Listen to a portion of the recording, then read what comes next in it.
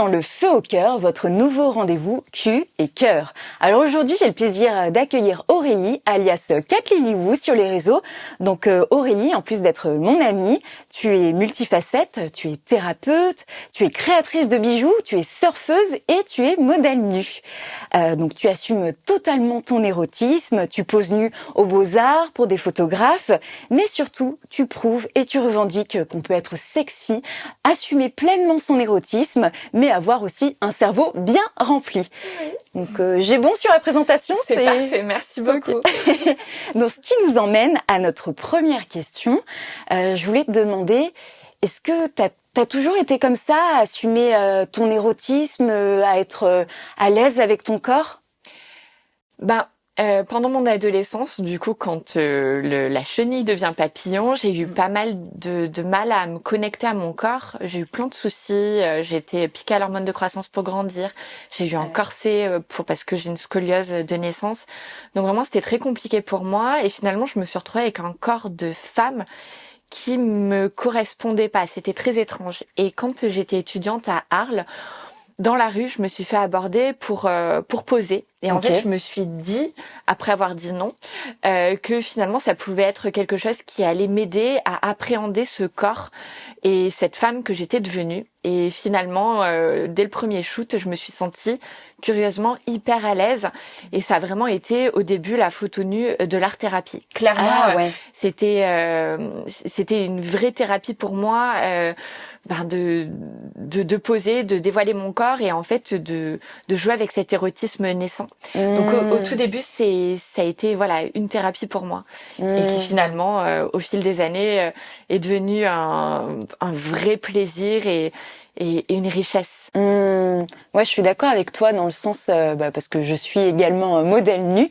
Il y a quelque chose où en fait on se soigne. J'ai l'impression que souvent quand tu es modèle nu, t'as quelque chose un petit peu à soigner, à guérir avec l'image que tu as eue. Et souvent ça passe par un passé un peu compliqué, une adolescence où t'as été un peu moquée. Et toi, t'as eu une adolescence compliquée. Terrible. Entre mes problèmes de santé, le harcèlement que j'ai vécu pendant 5 ans, ça a été terrible. Et voilà. Mais j'en ai tiré des apprentissages. Ouais, t'as vu, c'est un peu un pied de nez. Et je sais pas ce que t'en penses, mais moi, le fait de poser nu, c'est devenu quelque chose de militant. Ouais, c'est vrai, j'en tire une fierté et c'est quelque chose de militant, d'engagé.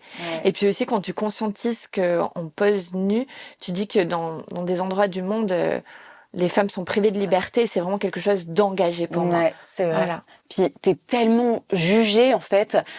Évidemment, t'as le cliché. T'es une fille facile. T'es une pute, tu te dévoiles et tout. Donc, ça dès le départ. Quand je suis arrivée, donc après mes études à Arles, je suis arrivée sur Paris. J'ai continué à poser. Et on m'a très vite catégorisée. Ah ouais, tu fais du nu. Toute ta vie, tu resteras modèle nu. J'ai fait ça. Ah ouais, toute ma vie je resterai modèle nu, je vais le faire et à fond en fait, tout en gardant le côté artistique évidemment.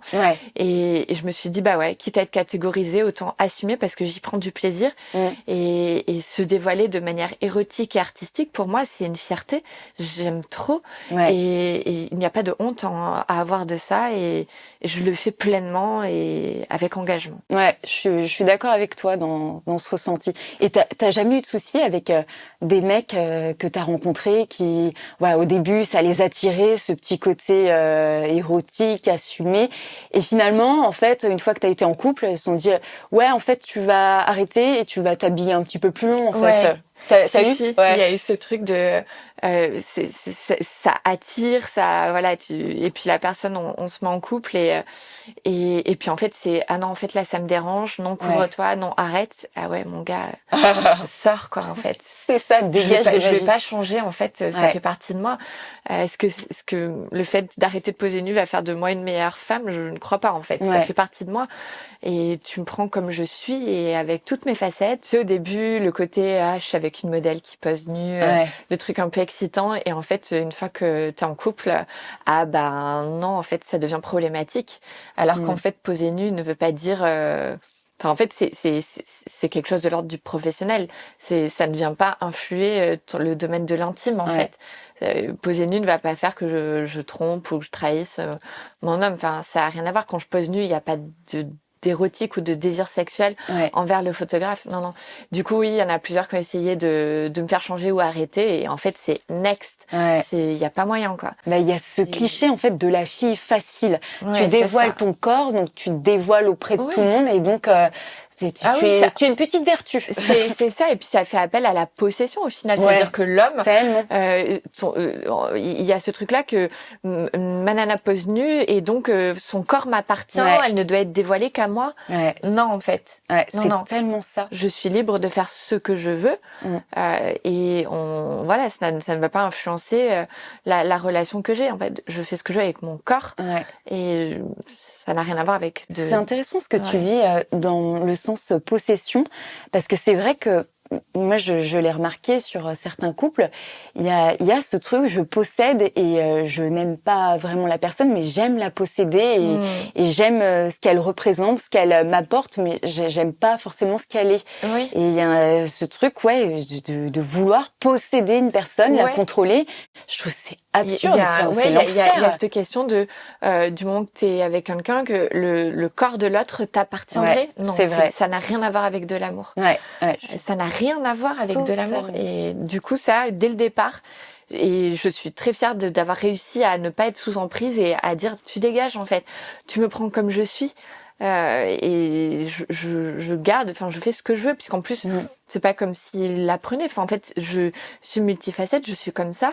Et soit tu m'aimes comme je suis, et soit on n'est pas fait pour être ensemble. Mais il y a ce truc qui attire dès le départ. Mais et c'est après, un petit peu le côté poupée ou le côté trophée. Je suis avec quelqu'un qui expose sa nudité, qui est modèle, qui fait des photos et puis en fait une fois que voilà. Donc en fait ça n'a rien à voir avec de l'amour. Ben non, c'est ça. Donc en fait c'est très bien. Je n'ai pas à perdre mon temps, donc tu pars. C'est ça. Par exemple dans ma relation actuelle, c'est quelque chose que mon compagnon a tout de suite accepté. En fait, il m'a pris comme je suis avec toutes mes facettes.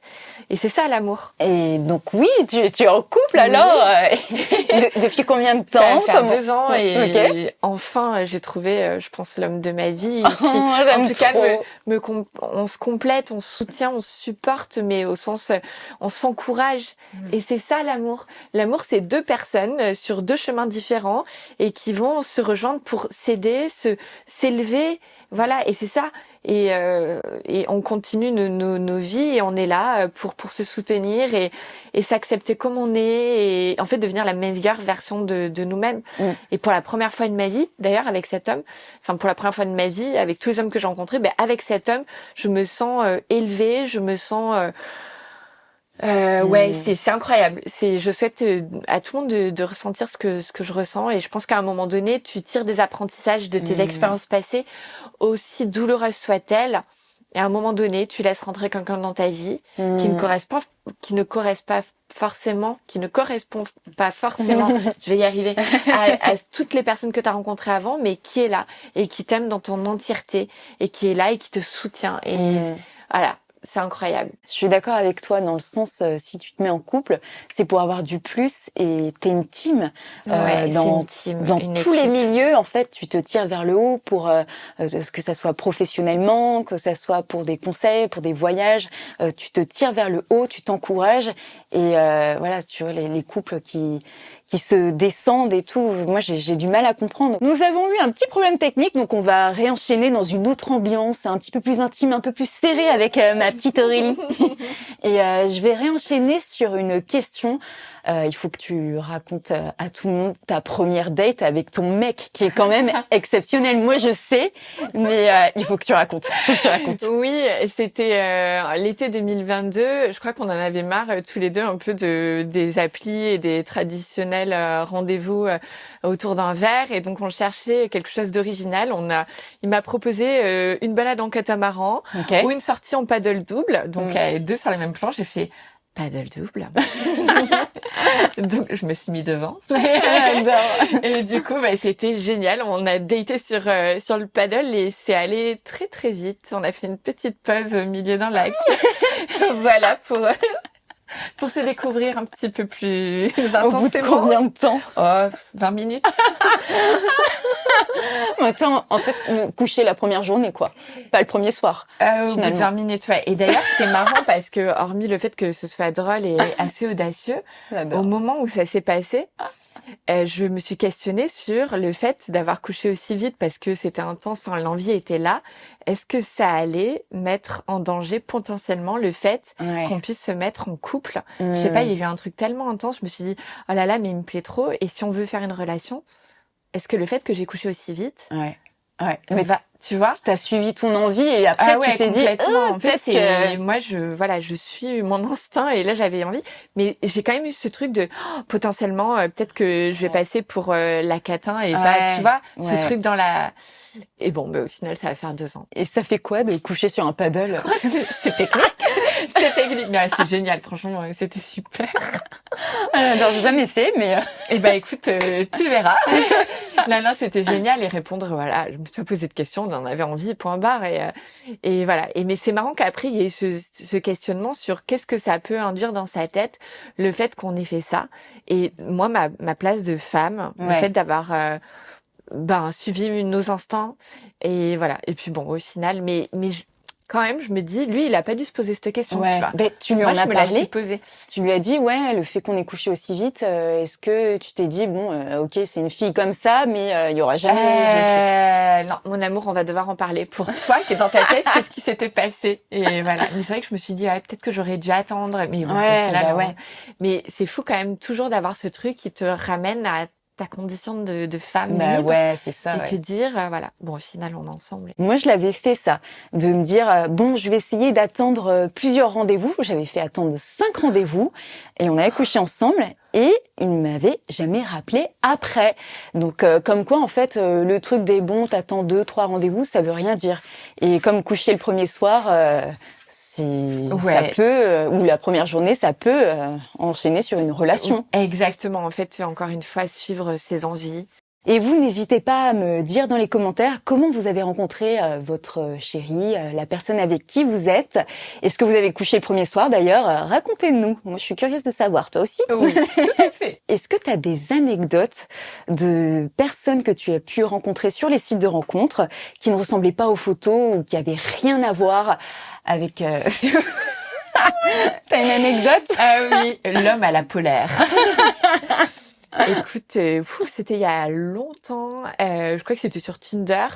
Je parle avec un charmant monsieur on parle et tout. Et moi, j'aime bien rencontrer dans ce contexte assez rapidement. Et on se dit, vas-y, comment on pourrait se rencontrer de manière originale? Ça revient quand même pas mal dans mes histoires, cela dit. Et on se dit, tiens, on va choisir la pièce de théâtre avec le visuel le plus claqué au sol possible. Okay. Et donc, on l'a trouvé et tout. Génial. Visuel, mais horrible. Et on se dit, vas-y, c'est celle-là qu'il nous faut. Et avant, du coup, on se dit, on va boire un verre quand même, histoire de parler et tout. Donc, t'avais une affinité avec ce mec. C'était hyper léger, hyper drôle. Okay. Mais le mec est cool, vraiment. Et donc, je me souviens, on se donne rendez-vous en bas de la brasserie Barbès. Et le théâtre était pas très loin. Et puis le métro, t'as la brasserie, puis le métro c'est comme ça, donc du coup je vois un petit peu avant, et il m'avait dit qu'il était devant la brasserie, et du coup je envoie un petit message, je dis j'arrive là, je vois de visu la brasserie, mais j'ai pas l'impression de te voir. Il me dit si j'y suis, et là je me dis non, en fait pas du tout, il correspond pas du tout aux critères, à la description physique quoi. Et en fait, je vois quelqu'un... Tu l'as pas reconnu, en fait. Vraiment, physiquement, complètement différent des photos.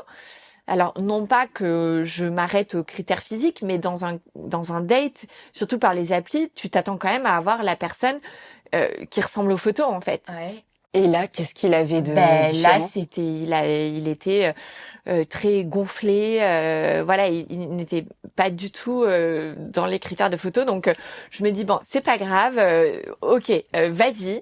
Donc on se rencontre et tout, on va boire un verre, et là en fait c'était pas du tout le même des photos, en fait c'était le même d'il y a 15 ans en fait. Ah la Entre, il y vache. avait peut-être 80 kilos de plus. Et non pas que je suis Jure. grossophobe, évidemment, je Oui, précise, non, mais c'est oui. juste qu'en fait, quand tu as été attiré par des photos, enfin, tu dis, en fait, c'est même pas la question du physique, c'est plus de dire pourquoi le mec, il est pas OK Ouais. de présenter des photos telles qu'il est maintenant, en fait. Et Ouais. moi, ce qui m'a dérangé, c'est plus que, bah, en fait, il ment. Oui, c'est le Voilà. mensonge, mais bien sûr. Ouais. C'est ça qu'il faut retenir. Moi, Ouais. ce qui m'a touchée, c'est, OK, en fait, déjà, le gars, il s'invente un... Puis comme si t'allais pas le voir. Enfin, Ben, c'est ça, quand et c'est même. ça qui m'a questionné. Pourquoi le mec, il assume pas qui il est devenu, peu importe les événements de la vie. En l'occurrence, je pense, et j'avais cru comprendre qu'il sortait d'une dépression, donc il était sous antidépresseur et tout, qu'il avait du coup gonflé. Mais en fait, mec, t'as envie qu'on t'aime pour ce que t'es. Donc en fait, présente ton physique comme il est, en fait. Ouais, bien sûr. Et du coup, ça m'a mis une barrière. Donc j'ai quand même, on a parlé et tout. Je me suis intéressée à lui. La pièce de théâtre était vraiment nulle à chier. Là, pour le aussi coup, il n'y a claquée pas eu de que... mensonge. Non, ça non. Voilà, le visuel correspondait à la nullité de ce qu'on a vu. Et à la fin, en fait, je me suis esquivée, quoi. J'ai fait, bah désolée, du coup, je vais rejoindre des potes en soirée. Ouais. Et j'avoue, et j'en suis vraiment pas fière, Ouais. j'étais tellement mal à l'aise avec ce mensonge qu'en fait, je l'ai bloqué de partout. Ah ouais, tu l'as ghosté. J'ai ghosté. Ouais. Ce qui n'est pas bien. Mais j'arrivais pas à lui dire, mec, en fait, tu m'as menti. En fait, qu'est-ce qui s'est passé? Ça m'a mis très mal à l'aise. Et en fait, 2 ans après, il m'a retrouvée sur les réseaux. Et il m'a écrit un message en disant, tu m'as traumatisée. Mais vraiment, le message lourd et tout. Et en fait, j'ai fait, what? Ouais, je t'ai traumatisée. Ok, je suis désolée de t'avoir ghosté. Mais en fait, t'as pas été réglo, mec. Ouais. Et tu Je veux lui as dire, dit, là? ouais, du ok. coup, là, comme il me faisait culpabiliser, je lui ai dit, je dis, en fait, j'ai pas été à l'aise sur le moment de te dire, bah, en fait, tu m'as menti, tu corresponds pas à la personne, que tu es sur les réseaux et sur les applis de rencontre. Et du coup, j'ai dit clairement toute la vérité. Ouais. Je suis désolée de t'avoir peiné et tout ça, mais en fait, mec, t'es un mytho. C'est ça. Et donc je lui ai et du coup en fait après bah il a reçu en fait ça a un peu il y a eu un échange après, il m'a dit bah je suis désolée, en fait j'étais pas à l'aise d'assumer qui j'étais devenue. Mais en fait si tu cherches l'amour, si tu cherches des relations, présente-toi comme tu es en fait. Et ça c'est plutôt après l'échange il a été plus cool et finalement il y a eu un apprentissage et moi de ma réaction et lui de la sienne et c'était chouette. Et du coup voilà, et puis on s'est dit bah salut. Ok, bon, Ouais. une fin entre guillemets bien. Ouais. Et De toi? rencontre. Et toi? Parce que à la fin, je l'ai confronté, donc il me faisait l'accent américain. Bonjour, je sauve beaucoup de vies et tout avec l'accent, tout en me parlant beaucoup de vie. En plus, le gars, en plus d'avoir un faux accent, il s'invente une vie. Oui. Il prend une profession. Ouais. C'est incroyable. Inutile de te préciser qu'il avait inventé aussi son âge, son prénom, enfin, tout. Et au bout d'un moment, j'ai dit son vrai prénom. Et là, il a compris que je savais tout. Et donc il m'a expliqué que il faisait ça parce que les femmes ne s'intéressaient pas aux Français, un mytho, mais jusqu'au bout, je lui dis non, en fait, les femmes s'intéressent pas aux mythos. Je me suis dit, bon, il a dû comprendre la leçon, il a été humilié. Et figure-toi qu'il y a 3 semaines, j'ai une copine qui l'a vu sur Tinder et qui l'a investi dans une blouse blanche pour ses photos. Pour légitimité son mytho professionnel, quoi. Et ça fait 5 ans cette histoire, mais ça fait plus de 5 ans qu'il se fait passer pour un chirurgien américain sur Tinder. Mais incroyable. Au niveau de l'estime de soi, quoi. Mais ça vient même des valeurs, en fait. Ouais. Ça vient interroger tout ça. Ouais. C'est complètement fou, quoi. Puis comme tu disais, venir tromper une personne, enfin là, on est sur un mytho de compète, mais je trouve c'est fourbe, vraiment. Tu crois qu'il garde l'accent quand il baisse? Ah ouais. Je me demande franchement, mais il y a des meufs qui ont dû tomber dans le panneau. Je comprends pas. En fait, je ne comprends pas ce qui se passe. Je pense que ça relève de la psychiatrie. Il y a un trouble. Déjà, il y a un trouble de la personnalité. Oui. C'est-à-dire que même quand tu dévoiles, quand il comprend que t'as compris que c'était un mytho, il continue dans sa mythomanie. Il se justifiait comme quoi c'était normal parce que les femmes ne s'intéressaient pas aux Français, les femmes n'étaient pas ouvertes, et du coup il fallait donner un petit côté exotique, un métier un petit peu chirurgien. on s'en fout en fait. Et de toute façon, sur une relation longue, tôt ou tard, on le découvrira. Hein. L'accent, tu peux pas le tenir tout le temps. Et c'est ça. Non, mais en fait, je pense qu'il n'y a aucune projection dans des relations longues. Mais c'est de l'abattage, ce que j'appelle de l'abattage, de la surconsommation de chair, quoi. Ouais, c'est ça. C'est ça. Mais je pense qu'il y a un côté aussi où ce genre de profil, ça les excite. Ouais. En fait, il se met dans des rôles. Ouais, c'est ça. Comme un jeu de rôle, mais lui, c'est dès le premier date, et c'est pas seulement quand tu fais du cul, c'est tout le temps.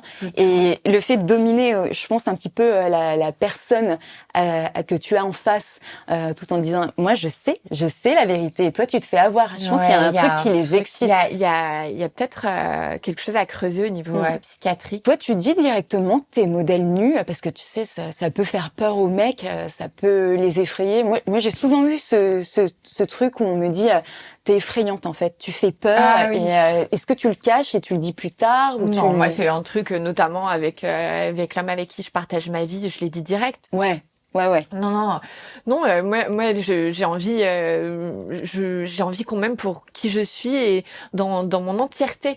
Donc j'ai toutes ces facettes et c'est complètement ok parce que moi je suis alignée avec je suis thérapeute, j'ai créé ma marque de bijoux, je m'épanouis dans le modeling. Donc du coup en fait j'ai envie qu'on m'aime dans tout ce que je suis. D'ailleurs, j'ai envie qu'on m'aime aussi le matin au réveil quand je suis pas maquillée, quand je prends pas particulièrement soin de moi, enfin je veux dire en fait dans toutes mes facettes parce que c'est ce que je recherche dans la vie, qu'on m'aime telle que je suis, sans jouer de rôle. Totalement. Donc non, c'est quelque chose avec lequel j'ai toujours aidé. Et en fait, je suis alignée et pour moi, c'est pas honteux. Enfin, en fait, c'est de l'art qu'on fait. Je suis d'accord avec toi. Ouais. Et quand bien même, ça serait pas de l'art d'ailleurs. Enfin, tu vois, j'invite toutes les femmes même les travailleuses du sexe, tu vois, en fait, qu'on les aime pour qui elles sont. Bien sûr. Et la quête de la vie, c'est quand même être aligné avec qui on est.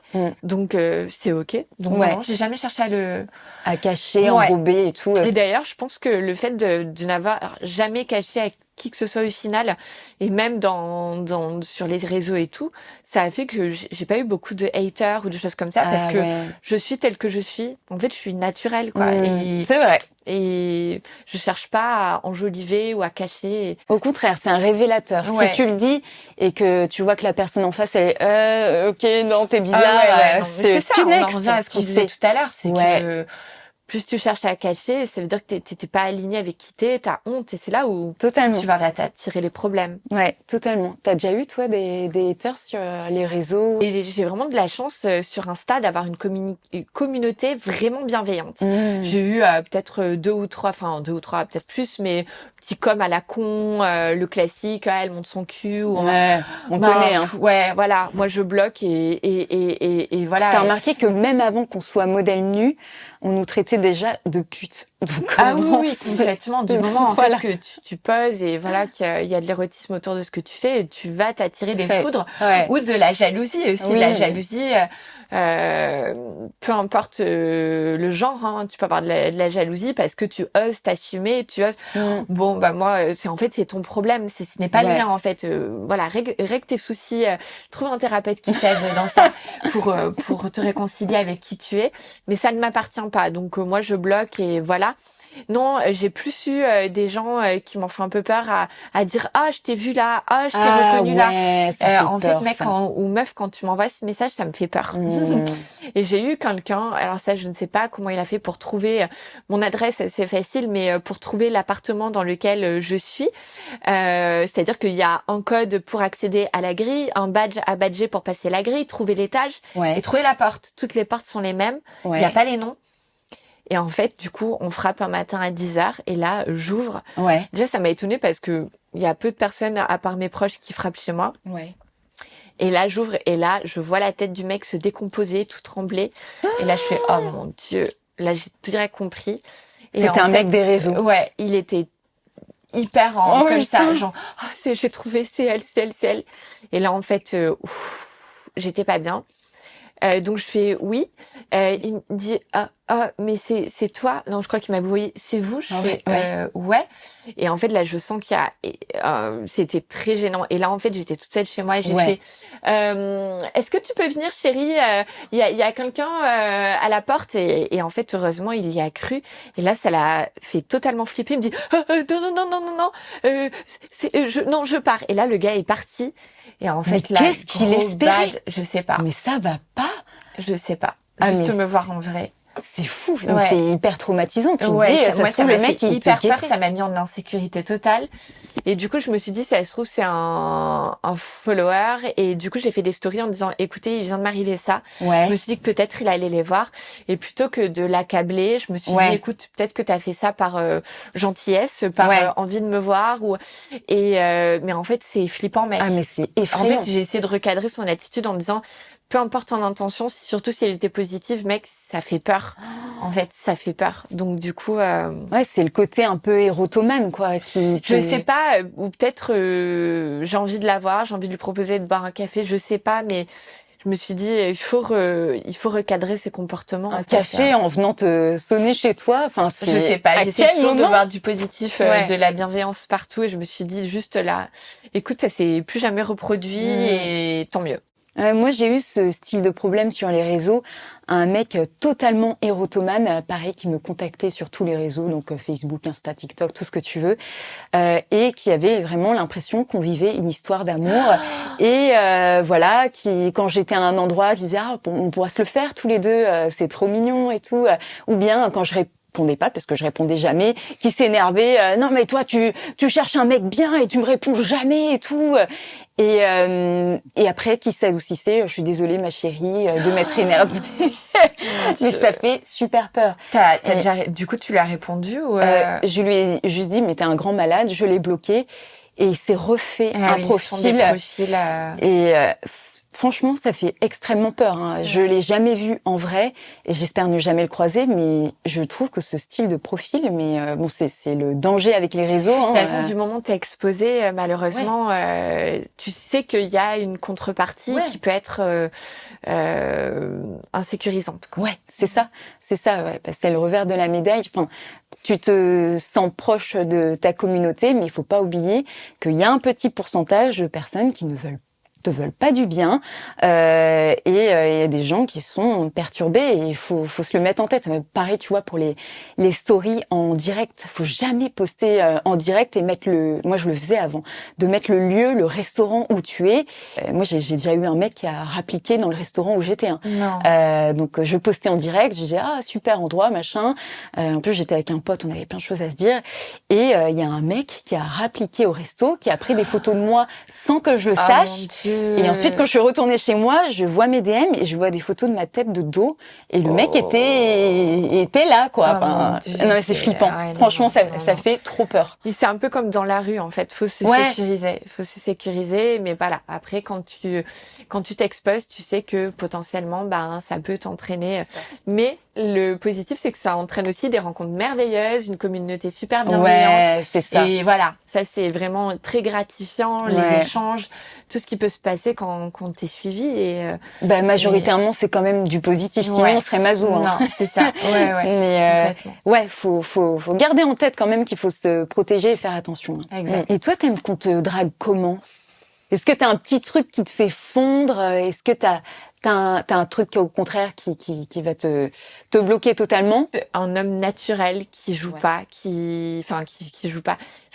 Ment pas. Ouais, en fait, le naturel, la spontanéité, la bienveillance. Et quelqu'un qui s'intéresse aussi à la personne, parce que moi, quelqu'un qui va me lister son CV, j'en ai rien à faire. Ouais, c'est en fait passer un moment genre hyper fluide, où il y a de l'intérêt dans, enfin voilà, on se questionne, on s'intéresse et il y a pas de masque, il y a pas de. Moi, j'aime vraiment ça. Hein. Ouais. D'ailleurs, l'homme avec qui je suis, ça a été ça direct, ça a été fluide. Ouais. Et c'est ce qui, voilà, il y a pas de. Je vais essayer de vendre la meilleure partie de moi-même. Non. Oui, c'est ça. Ouais, c'est vrai que à tort, moi aussi, hein, ça m'est arrivé d'essayer de surjouer un personnage. Du coup, tu perds en naturel. Tu te dis bon, je vais pas dire ça, sinon je vais passer pour une conne. Non. Je crois que c'est avec l'âge hein, Ouais. que t'apprends, que tu te dis bon, écoute. Avec les expériences. Ouais, c'est ça. Ouais. C'est ça. Il m'accepte comme je suis, avec mes vannes pourries. Si ça le fait rire, bah écoute, viens. Si ça le fait pas rire, bah écoute, tu peux partir. On devrait écrire un livre à 4 mains sur toutes nos expériences à Paris, notamment sur les réseaux, sur les histoires. Je sais pas si on peut dire les histoires d'amour. Enfin, les gens, les hommes qu'on a laissés rentrer dans nos vies et qui ont pu marquer au fer rouge. Ah, ça c'est clair. Mais qui en même temps sont devenues les femmes qu'on est maintenant. Oui, c'est vrai. Et d'ailleurs, des femmes comblées et heureuses en amour. C'est horrible à dire, mais les expériences négatives, il faut s'en nourrir pour en créer du positif. Quelque chose que je fais toujours en thérapie, c'est de peu importe le passé, il est fini. Donc, c'est tirer toujours des bénéfices et du positif de ces apprentissages pour s'en servir dans son présent et voilà. Et je crois qu'on toutes les deux on a réussi dans le domaine amoureux à justement à sortir des schémas redondants parce qu'il y a ce truc. Combien de fois je reçois des personnes en thérapie qui me disent je retombe toujours dans les mêmes schémas, je retombe toujours dans ça. Ouais, mais en fait c'est à toi de mettre ce grain de sable dans le rouage et qui va faire que ça se bloque et que tu vas sortir de ce schéma qui tourne en rond, qui tourne en rond. Ah, exactement. Pourtant, moi, reprendre le pouvoir. J'ai galéré pendant 10 ans. Ça fait plus de 10 ans que je suis à Paris. Et pendant toute ma vingtaine, j'ai galéré. J'ai rencontré des mythos. J'ai rencontré des gens qui étaient très bien, mais avec qui on se correspondait pas. Et peut-être que tu les laissais pas finalement rentrer dans ta vie. Je sais pas. Peut-être. Hein. Ouais, peut-être. Et que t'allais toujours vers un profil. Tu sais, il y a tout ce qui est, il y a les profils vers qui on va, toutes les croyances qu'on a autour. Tu sais, ça peut être aussi, j'ai peur d'aller vers un mec cool, chill et tout, parce que j'ai peut-être peur de m'ennuyer et aller vers des profils un peu plus atypiques et instables. Tu vois, c'est des questionnements à se poser sur quand il m'arrive tout le temps ça. Qu'est-ce qui fait que je laisse toujours rentrer ces personnes? Je pense que t'as pas tort sur certains trucs où sans doute qu'il doit y avoir un truc très psychologique, mais par contre, tu vois, sur les sites de rencontres, on y revient. Là, tomber que sur des mythos, c'est pas de chance. Et c'était des personnes très différentes physiquement, très différentes de profession. Ouais. Et après, il y a ce truc quand même sur les sites de rencontres que tu te fais un avis en, je crois, ils avaient noté, fait une étude sur ça sur 2-3 secondes, quoi. C'est l'immobilier de l'amour, tu vois. C'est tac. Donc en fait le premier truc qui se fait au niveau physique, t'as pas. Alors que dans la vie réelle, t'as la communication non verbale, t'as tout ce qui va se passer, t'as le charme, t'as tout ça. Exactement, Des fois dans la vraie vie, tu laisses rentrer des gens que si tu les avais en site de rencontre, tu les laisserais pas rentrer en fait. C'est dur les sites, c'est très très dur. Ça peut être une opportunité de rencontrer comme toi mon amour, je t'ai rencontré comme ça, des gens que géographiquement tu ne rencontrerais pas, mais c'est vrai qu'il faut des fois sortir du fait de aller. Mais pareil, tu vois, mon frère, il a rencontré sa copine sur Fruits. Ma sœur, alors c'est un réseau qui existe plus, Periscope. Je sais pas si j'en avais entendu. Ça mettait en lien en fait des gens qui étaient à côté de chez toi en vidéo, un peu comme chatroulette, mais un peu moins cul. Et voilà, elle est tombée sur ce mec par hasard. Donc ça fait 8 ans qu'ils sont ensemble. Incroyable, incroyable. Ok, comme ça. Ah ouais. Et moi, mon chéri, dans la vraie vie. Voilà, je suis la seule. Voilà. Lors d'une first date, c'est qui paye l'addition? Ça divise, hein, toujours. Moi, je suis team 50-50. Parce que j'aime ne rien redevoir. Ça, c'est mon côté très femme indépendante qu'on n'achète pas. Je préfère faire 50-50. Pour me dire qu'en fait, je ne lui dois rien et que je garde mon côté femme indépendante. Et toi? Ah non, mais moi, je suis pas d'accord. Hein. C'est monsieur qui paye, qui t'invite. Il y a quelque chose de galant. Enfin, je trouve que déjà en tant que femme, si tu rentres assez tard, tu vas prendre un Uber. Tu vas pas prendre les transports pour ta sécurité. Tu t'es préparé pendant des heures. Je sais pas. Il y a un truc où où je trouve ça agréable en fait de se faire inviter pour le premier rendez-vous et après tu peux rendre l'invitation après. Ouais, c'est tout simplement de la galanterie, je le vois pas comme un acte féministe de se dire allez on divise. Non, j'aime bien garder cette part galante. Bah tous les les points de vue sont mais après je comprends louables. Moi c'est plus je sais pas. C'est 50-50. Après s'il veut me payer un Uber pour rentrer en toute sécurité, il peut, mais c'est vrai que je systématiquement, j'aime faire 50-50. Avec ton mec, c'était qui? Je crois qu'on a fait un pique-nique. Ah ouais, trop bien, j'adore. Mais tout atypique, j'adore. Nous, tout atypique. C'est après que c'est venu. En fait, une fois qu'on a été ensemble, c'était là je t'invite ou je ouais, c'est ça. Voilà. On couche ensemble et ensuite on s'invite à dîner. Au bout de 20 minutes. J'adore. Sur un paddle double pied dans le lac. Voilà, atypique. Et vous qui nous regardez pour une first date, qui paye? Est-ce que t'as déjà eu un coup de foudre? Ouais. Ouais. Je crois que ça m'est arrivé 2 fois dans ma vie, dont actuellement mon homme. Ok. Coup de foudre. Ouais. Ok. Coup de foudre sur un paddle. C'est le titre d'un film là. Coup de foudre sur un paddle. ouais. Là, il y a eu un truc presque immédiat, quoi. T'as ressenti quoi, par exemple? De l'électricité partout dans mon corps. Et lui aussi? Je lui ai jamais demandé. Ah, il y a plein de choses à demander après. Ouais. En même temps, je crois que j'ai pas envie de savoir parce que s'il me dit que c'était pas pareil, ça va me vexer, ça va toucher mon ego. Oui. Donc voilà. Non, puis en plus on s'est pas mis en couple tout de suite, donc voilà. Ouais. Mais t'as senti qu'il se passait quelque chose, qu'il y avait une intensité. Ah, c'est fou ça. Ouais, la preuve, on est ensemble, donc ouais. Mais moi en tout cas, j'ai eu un truc, je me suis dit ah ouais. C'est pour ça que quand j'ai couché très vite avec, au bout de 20 minutes, je me suis dit putain en fait il y a un truc qui se passe et si ça se trouve je suis allée trop vite et si ça se trouve du fait que j'allais trop vite on va pas se mettre en... Bon, bref. Pendant l'acte t'as pensé à ça? Après non, je suis dans l'instant présent. Dans l'instant présent. Moi je baise en conscience. C'est parfait. C'est vraiment on est ancré, on vit le moment présent. On est ancré dans le cul. Ça va être coupé ça. J'adore. Souvent, une femme libre de son corps, de son esprit, de son érotisme, et encore plus en ce moment avec la montée des masculinistes, on est clairement des sorcières, des catins, tout ce que tu veux. Est-ce que tu ressens en ce moment tout ce mouvement hyper misogyne, hyper mascu? Il y a eu pas mal de reportages sur le sujet. Ouais, ça me fait peur. Et de chasse aux sorcières, tu le ressens? Surtout dans mon quotidien, dans ma vie, dans le lycée maintenant, non, parce que je pense que je suis préservée dans le sens que clairement je suis quelqu'un d'assez sauvage. Qui aime la nature et tout ça, donc je suis pas surtout maintenant que j'habite plus à Paris, dans le cœur, mais sur les réseaux, quand je regarde des coms ou des choses comme ça, surtout chez les jeunes.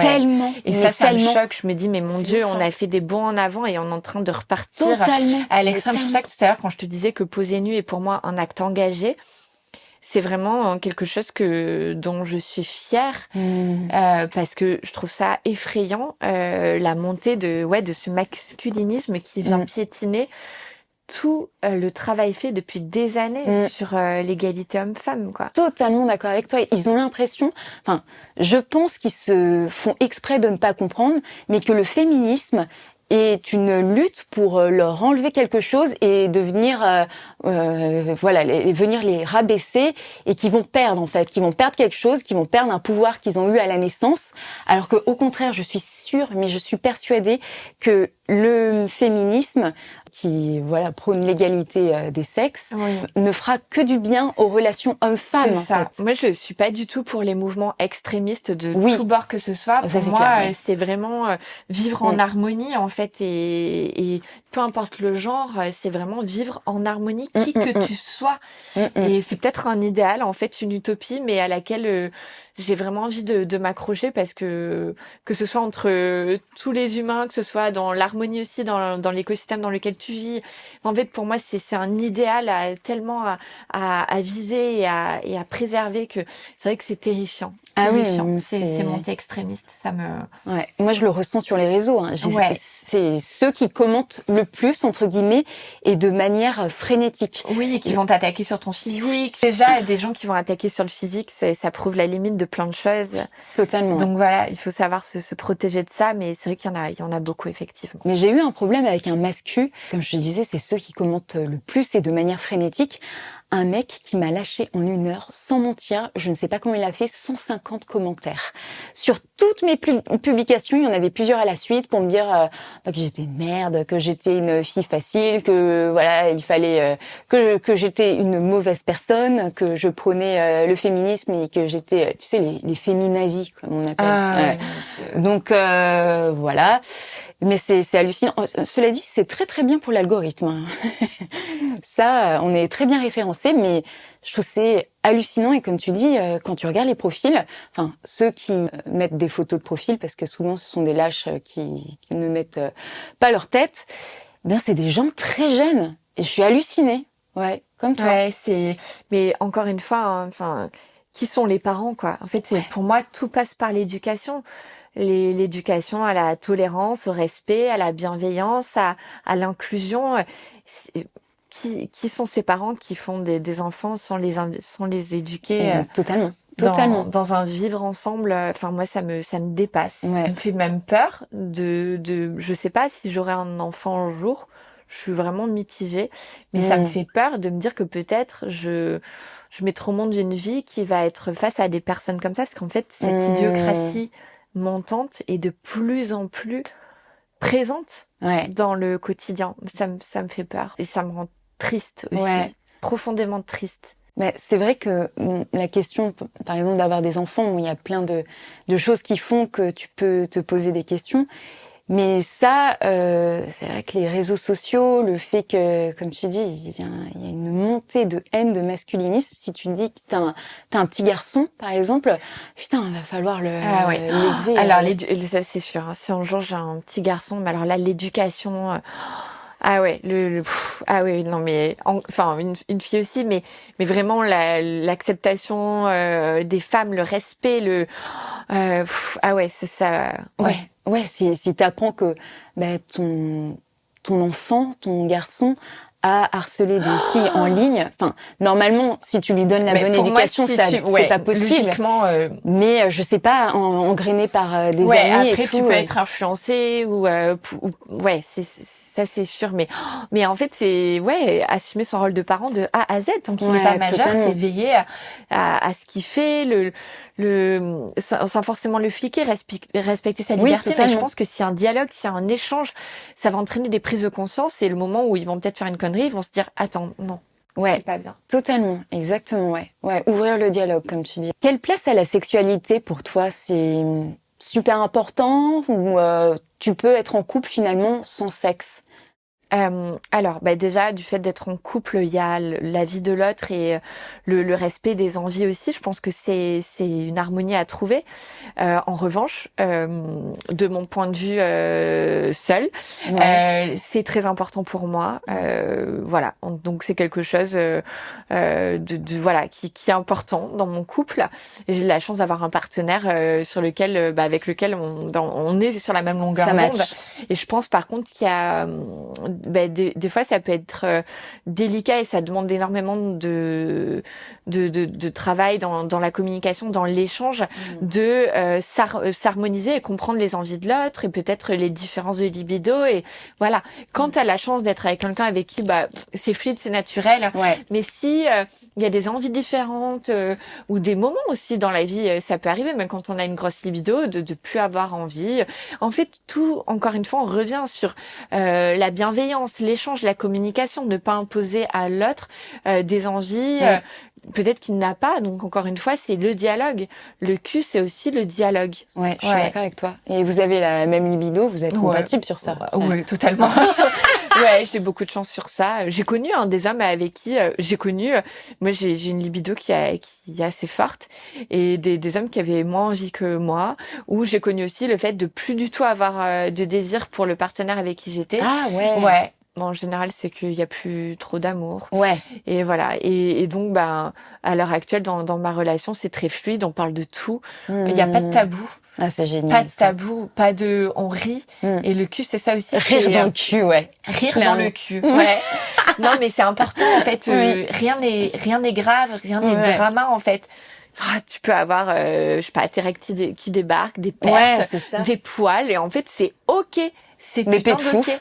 Des pets de fouf, mais complètement. Mais oui, complètement. c'est En ça. fait, il faut. Mais de toute façon, quelqu'un qui va dire t'as des poils, j'ai C'est pas ça. envie, oh t'as fait un frouf. Tu vois aussi comment l'autre va accueillir ça. Quelqu'un qui s'offusque de ça. T'es un corps humain, hein, t'es pas juste une poupée. C'est ça.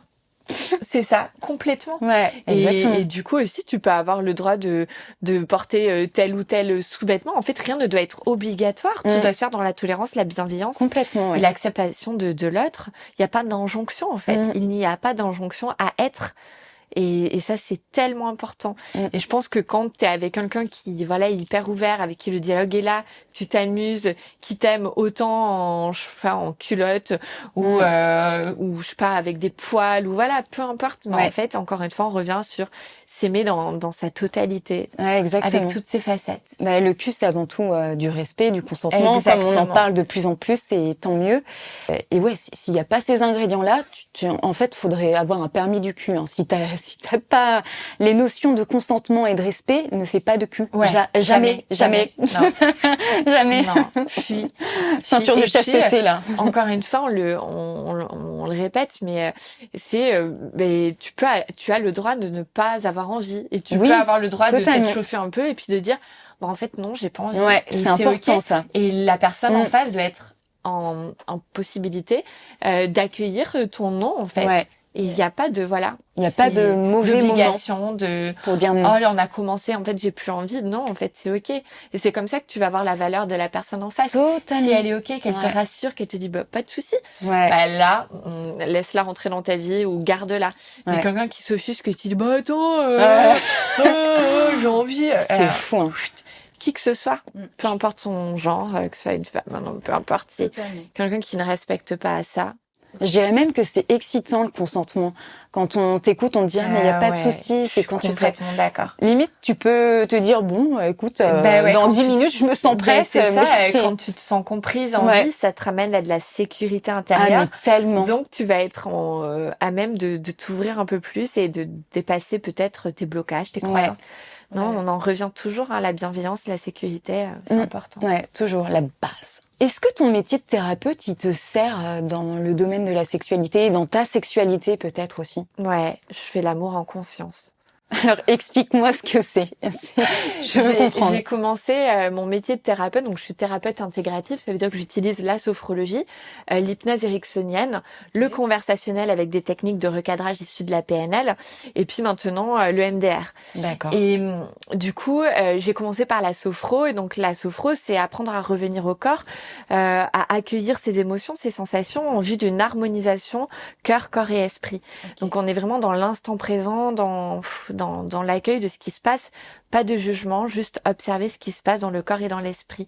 Okay. Et du coup, d'ailleurs, j'ai une spécialité sexo, et c'est vraiment ça, c'est que dans moi, ma vie privée, j'ai appris à lâcher, à accueillir ce qui se passe, et puis à être très connectée à mon corps et aux émotions qui se passent quand je suis en train de faire l'amour. Et donc c'est vraiment vivre l'instant présent, et c'est génial parce qu'en fait t'as accès à encore plus de champs des possibles et t'observes tout ce qui se passe. C'est l'amour en conscience. Et il se passe quoi? Tu ressens plus les sensations? Ouais. Tu ressens tout ce qui se passe dans le corps, dans la tête, les émotions qui se présentent.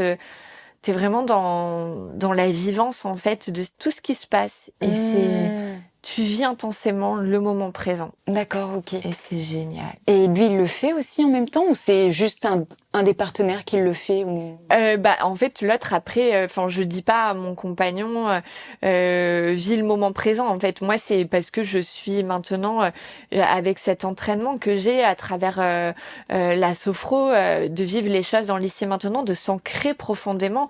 C'est un excellent d'ailleurs anti-stress, anti-anxiété, et vraiment revenir à l'ancrage de ce que tu vis. Je pense que mon compagnon lui le fait naturellement aussi, vu les pratiques qu'il a au niveau yoga et tout ça.